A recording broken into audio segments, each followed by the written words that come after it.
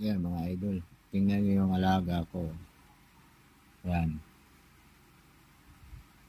Yung isang paa niya nakadantay sa paa ko. Yan. Takot na iwanan. Pagka tumayo ako, maramdaman niya kagad. Wais talaga. Yan o. Naantok na yan eh. Yan. Nakatihaya pa. Mautak talaga.